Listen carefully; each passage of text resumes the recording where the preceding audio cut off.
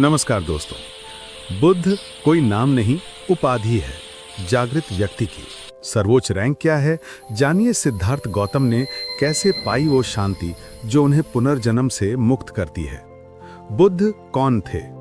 बुद्ध कोई नाम नहीं बल्कि एक उपाधि है। ये एक संस्कृत शब्द है जिसका अर्थ है एक जागृत व्यक्ति। एक बुद्ध जिस चीज के प्रति जागृत होता है वो है वास्तविकता का सच्चा स्वरूप। सीधे शब्दों में कहें तो बौद्ध धर्म सिखाता है कि हम सभी गलत धारणाओं और अशुद्धियों, घृणा, लालच, अज्ञानता से उत्पन्न भ्रम के कोहरे में जीते हैं।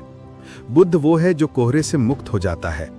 ऐसा कहा जाता है कि जब एक बुद्ध की मृत्यु होती है तो उसका पुनर्जन्म नहीं होता, बल्कि वो निर्वाण की शांति में चला जाता है, जो कोई स्वर्ग नहीं बल्कि अस्तित्व की एक रूपांतरित अवस्था है। अक्सर जब कोई बुद्ध का जिक्र करता है तो उसका मतलब उस ऐतिहासिक व्यक्ति से होता है जिसने बौद्ध धर्म की स्थापना की थी।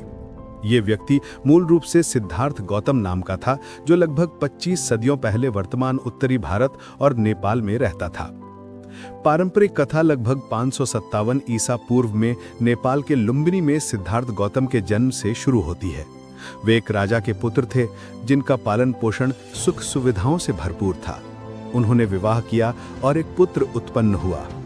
राजकुमार सिद्धार्थ 29 वर्ष के थे जब उनका जीवन बदल गया। अपने महलों के बाहर रथ यात्रा करते समय उन्होंने पहले एक बीमार व्यक्ति को देखा, फिर एक वृद्ध को, फिर एक शव को। इससे उनका हृदय अंदर तक हिल गया। उन्हें एहसास हुआ कि उनका विशेषाधिकार उन्हें बीमारी, बुढ़ापे और मृत्यु से नहीं बचा पाएगा। जब उन्होंने एक आध्यात्मिक साधक को देखा, एक भिक्षुक, पवित्र पुरुष को, तो उनके मन में मन की शांति पाने की इच्छा जागी। वो बोधि वृक्ष के नीचे ध्यान में बैठे रहे जब तक कि उन्हें आत्मज्ञान प्राप्त नहीं हो गया। राजकुमार ने सांसारिक जीवन त्याग दिया और आध्यात्मिक खोज शुरू कर दी।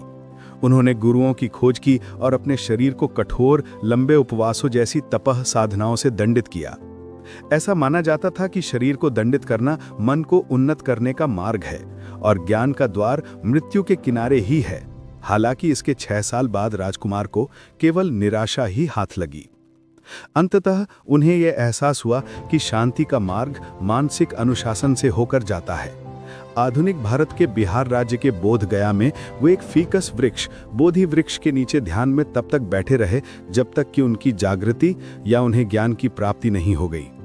उसी समय से वे बुद्ध के नाम से जाने जाने लगे। उन्होंने अपना शेष जीवन लोगों को आत्मज्ञान प्राप्त करने की शिक्षा देने में बिताया।